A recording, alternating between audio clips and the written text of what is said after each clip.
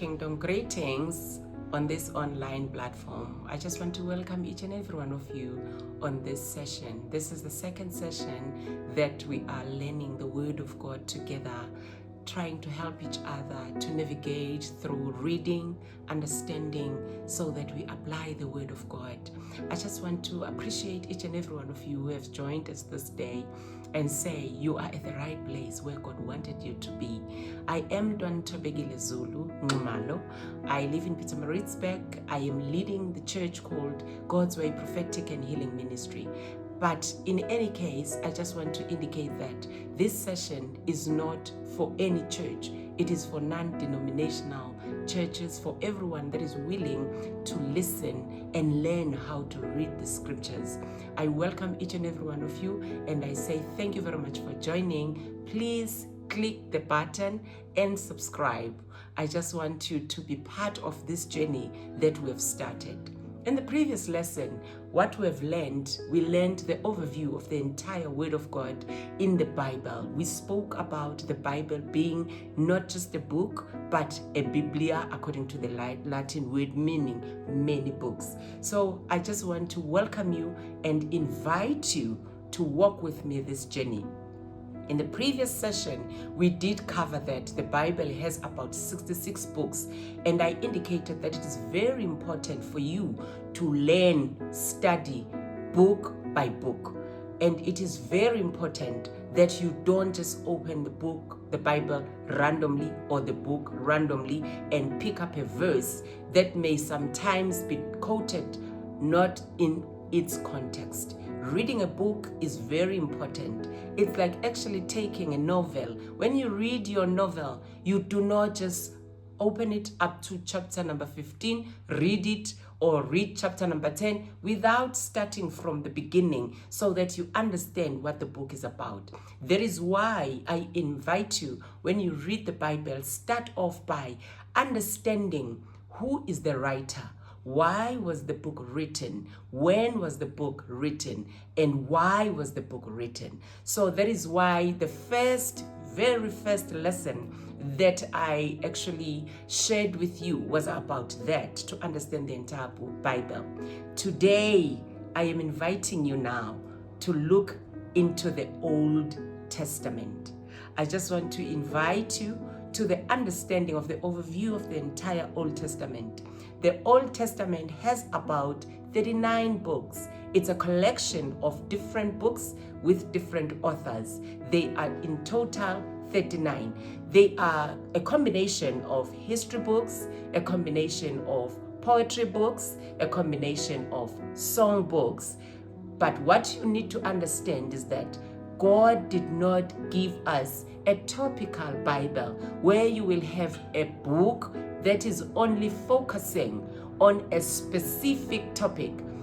God also did not give us a Bible that will be focusing on Jesus, and the other book focusing on the Holy Spirit, and the other book focusing on God Himself. But you find God as the Trinity in the entire Bible. You also find different topics in the entire Bible that helps you to search scriptures, because the aim of God is that we understand His word comprehensively.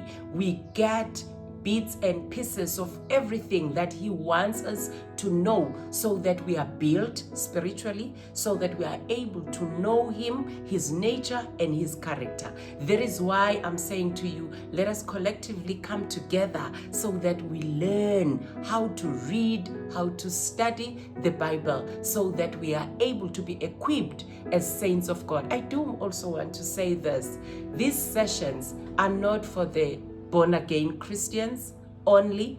I also invite everyone who wishes to know Christ, who wishes to know God better, so that you are able to know Him, because we can only know God through His word. Let us navigate through together on the overview of this Old New Testament.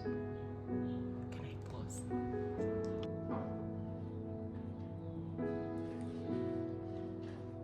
God gave us His word in time and in space. It is very important to get these two dimensions, because when God speaks, he was speaking at a specific situation, and he was speaking at a particular place, and he was also speaking at a specific time. So these dimensions are both critical because God was speaking in the life situation of the people of the time. We are going to therefore start focusing on space, because when you look at what God was saying, you need to understand where was God saying that. And when we look at the space, we are needing the map, geography, because Bible has a geography, which is a map, and we also require to see where exactly what was happening and what was said by God was happening. You know, when I was growing up, I used to see the Bible of my father. The Bible was having a map in the beginning, and I was so interested when I was young to see why is the Bible having a map. I only realized lately that the map is actually very important, because the map tells us where was God speaking to his people and where his people were located when he was speaking with them. So as we are navigating through these scriptures in the Old Testament, it is going to be very important for us to understand both dimensions, the dimension of the space and the dimension of the time. I would like to start with the dimension of the space, which requires a map. We are going to need the whole map of the Middle East. This is the map of the Middle East, which is going to assist us in understanding what exactly, where exactly is the land or the promised land. What you need to understand is that hold the picture of the map in your mind. It will always help you as you read the scriptures. Once you become familiar with the map, it becomes easy for you to follow what the word of God is saying, and why would God say something to his people at a specific time. Firstly, when you look at the map of Europe, Asia, and Africa, it is a map that is actually combining these three areas. What you need to also know is that the map that is where Israel is actually combining the corner of the top of Africa as well as the other side of Asia. So the way it is moving, or the way it is located to Israel, or should I say in Nazareth or the promised land, it is located in a manner in which you can say it's half a moon, like this, half a moon. You can see the top of Africa here, and you can move towards the other side, which is Asia. They usually call this particular place a fertile crescent. When I was doing my research, I realized that, as you can see, I've highlighted it in a lighter way so that you can see. Why is it called a fertile crescent? It is called a fertile crescent this side of Asia because it is between two big rivers. It is between the very, very large rivers that actually provides a fertility of the ground in the valleys that are there. There is river Tigris and there is river Euphrates. These two rivers that you are seeing highlighted in blue are the two. So the center here is called Mesopotamia in the olden days. That is why you would find time and again in the Old Testament the name Mesopotamia. It means that Mesopotamia, the name on its own means, Meso means middle, Potamia means rivers. So this fertile crescent is called fertile crescent because of the supply of these two rivers. So what you also need to know is that the Old Testament is telling us about Israel being in the center around here in the center between the two world powers.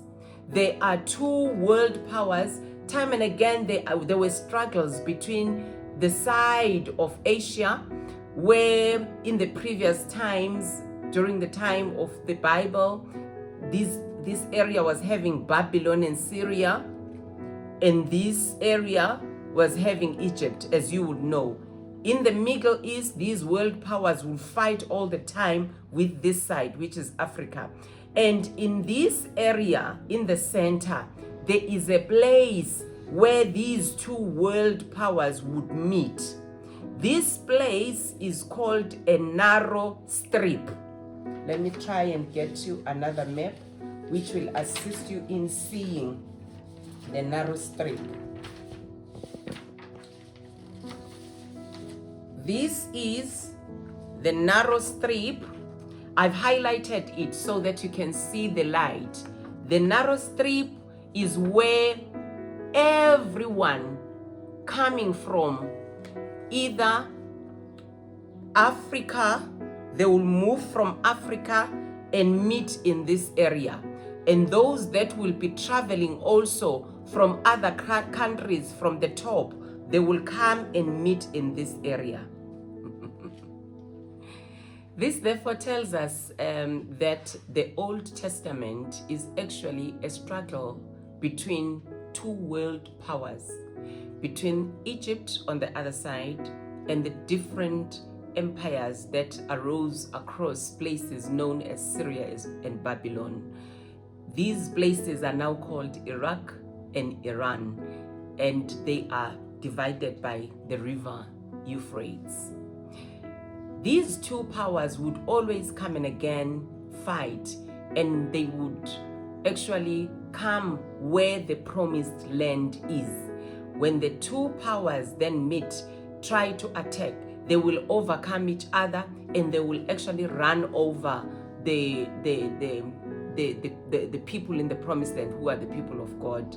There is no other strip that they were using except that one. If you needed to go to the other side of the world, you needed to go through this narrow strip. If you needed to come also to the other side, you needed to go through the very same narrow strip. So when they were traveling and fighting and attacking each other, they were going to in the vicinity of where the promised land is. The people there, when they speak, they always say, when you are living in the crossroads, you are deemed to be run over. So that's what was happening to the people of Israel at all the times. They were run over by Syrians. As you read the scriptures, you will know. They were run over by Roman empires. They were run over by Egyptians, and so on and so on. When these worlds were joining in this corridor, they would always attack and find the children of Israel at that place. So in short, when you look into this map, you realize that God placed his children in the crossroads of the entire world. It tells us that God decided that his people be at a strategic place where everyone would see them.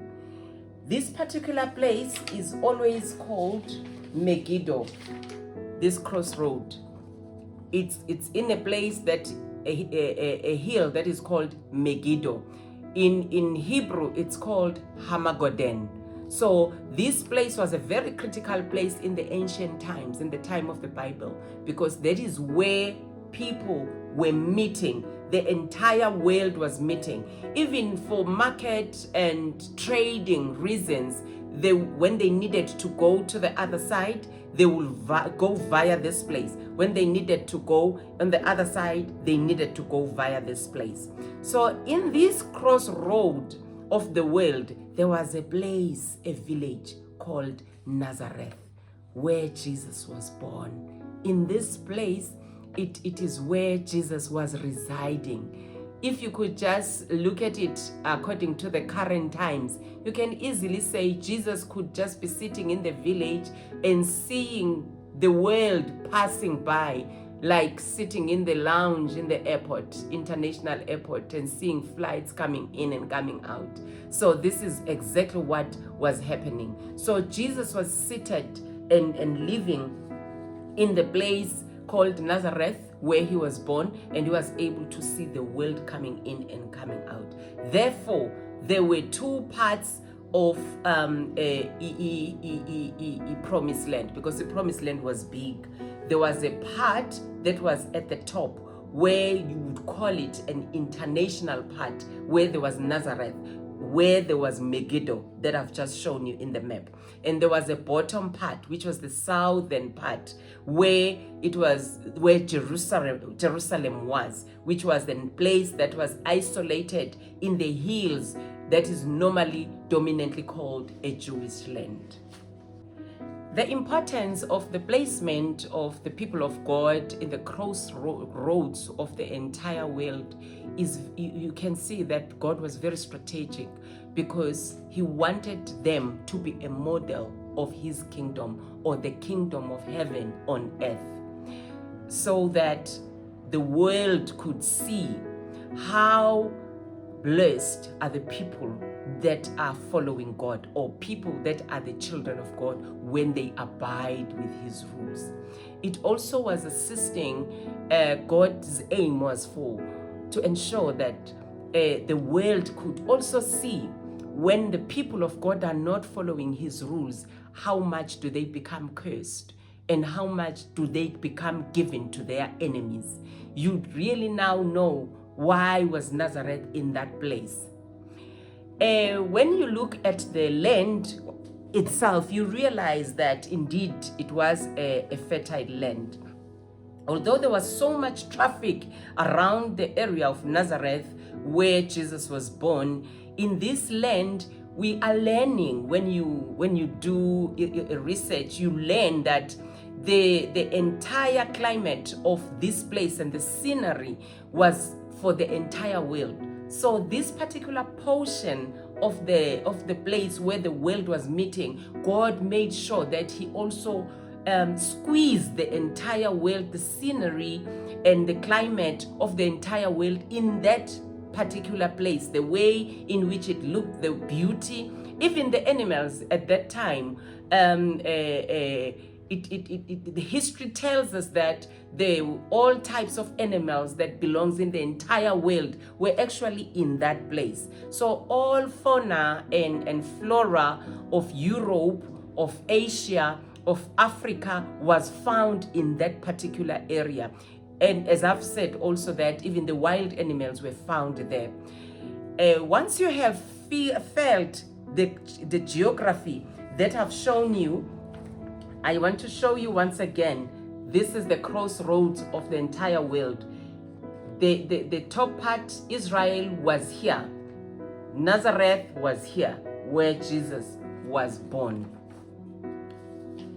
Once you have felt the geography and the shape of the land, as I've just shown you, the half moon shape that connects to Africa and connects to Europe, which is Asia, you are then able to understand the Bible. And especially when you read, you are now going to be able to see and understand why were things happening the way in which they happened. You will also understand why was the main ministry of Jesus happening in Galilee, because Galilee was on top where Nazareth was. And you will also understand why the people of Israel in the bottom by Jerusalem side, the Jews, why did that were called Judah, why did they put Jesus to death? This does not mean when you hear people say, or when we hear the word of God says,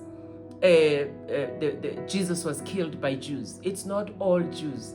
The Jews that were in top, where I was showing you the map by Nazareth, the top ones were not the ones that were killed Jesus. They were for Jesus. But those that were in the bottom are the ones that put Jesus to death. So when you read the book of John, you realize that it's Jews that killed Jesus, but it doesn't mean all Israelites were part of that. But it was only the southerners that are down the hills where Jerusalem is. The Galileans were for Jesus and they loved Jesus so much. But the Judeans that were down the hills are the ones that killed him. So we now understand the geography of the Old Testament. We now understand the fertile area that I've shown you. You now understand why Israel was always taken by Syrians and being exiled there, while Israel were always fought by all empires. It's because they were at the center where the world was meeting. And when they were not, in obedience with God, God would lead them to their enemies, because enemies were around them and they were always readily available to fight and actually put them to exile.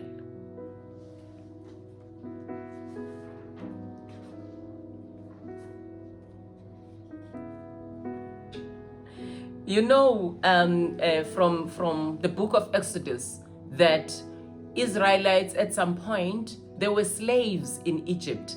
It means then they had crossed over from the land, the crossroads, the Megiddo. They would have crossed over and they became slave in Egypt, and they would sometimes be exiled and be in Babylon. So that was the issue that was happening. With this map that I've just shown you, I know and understand that it would help you to understand the Bible better. I have now concluded the dimension of the space, the dimension of the maps, the dimension of history, that is geography in the Bible. I would like now to move to the dimension of time. This is another dimension that is very critical, that you need to master as a child of God. You need to keep this in your mind. Firstly, what you need to understand is that the Old Testament is basically covering 2,000 years before Christ. It's the history of things that happened before Christ. I just want to indicate to you, though, that I have some pages that I want to show you that will relate now to the dimension of time.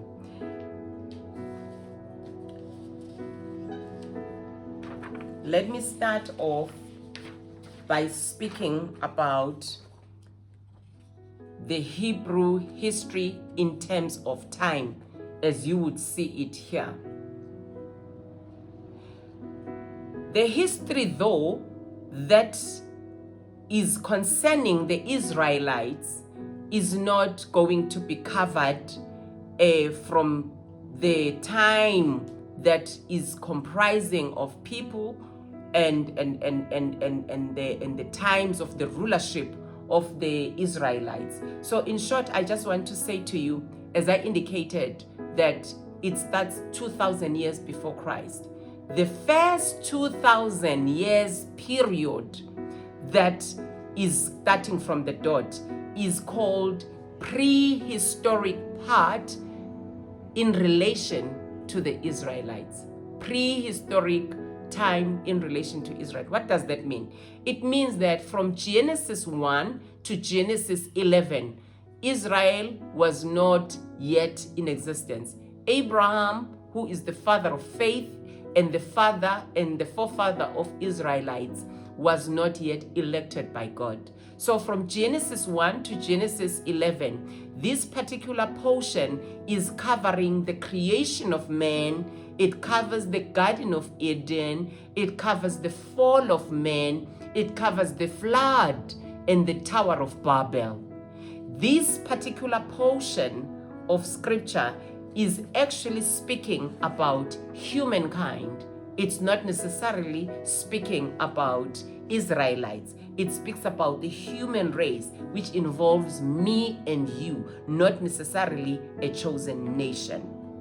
Then, when you look at the period now that starts from 1500 BC, that is when the election time comes.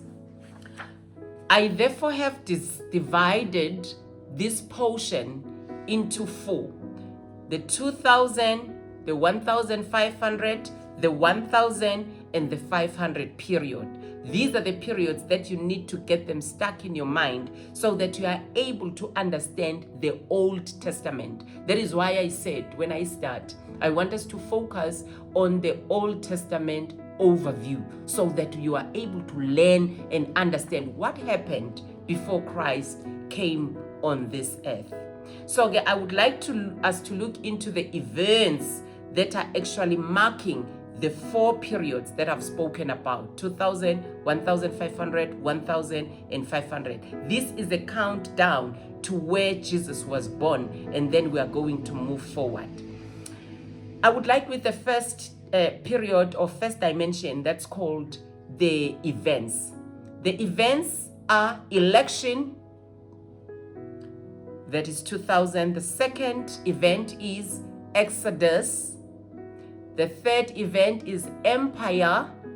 The fourth event is exile. So it's 2000 years before Christ, election; 1500 years before Christ, Exodus; 1000 years, empire; and 500 years is the exile. So those are the four periods that you need to note in terms of the events.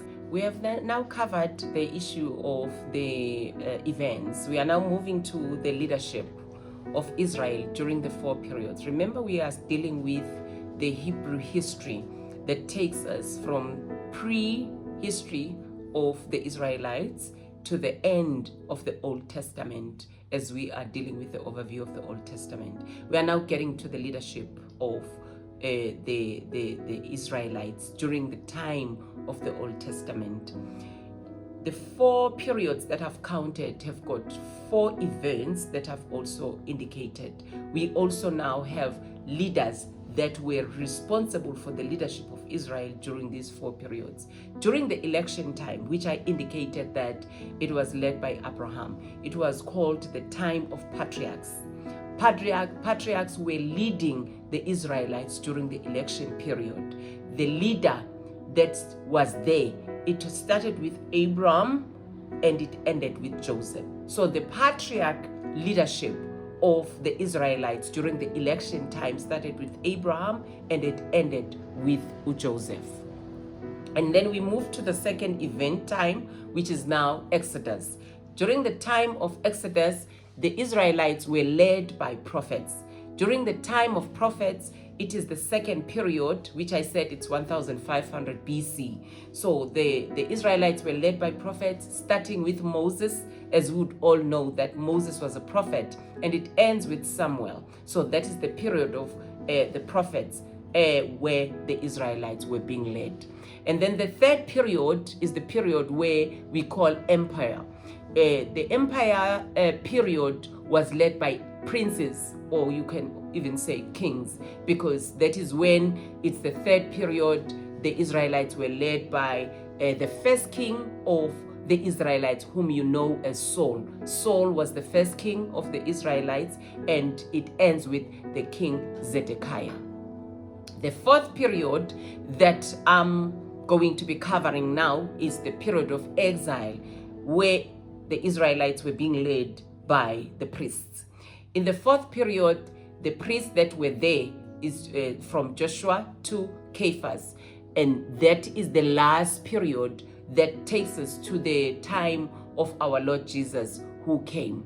So in short, you will realize that the leadership of Israelites started from the patriarchs to the prophets to the princes to the priests. It, however, does not mean that when the leadership was prophets or patriarchs, there was no prophets. It doesn't also mean then that when the time of princes was as leadership of Israel was there, the prophets were not there. There would be priests, there would be prophets during all these times. There would also be princes or kings, but still the leadership of Israelites at that time would remain the same. We would all know, therefore, that when the period of exile ended, which was the time of priests, then the book of Matthew came, and that's when the New Testament started, where Jesus came, who was both a prophet, a prince, and the priest all in one. So Jesus was able to actually cover everything, which Israelites tried with different leaders to actually lead right, but they could not, because they were not Jesus. Jesus, who's able to lead as a priest, as a king, and also as a prophet.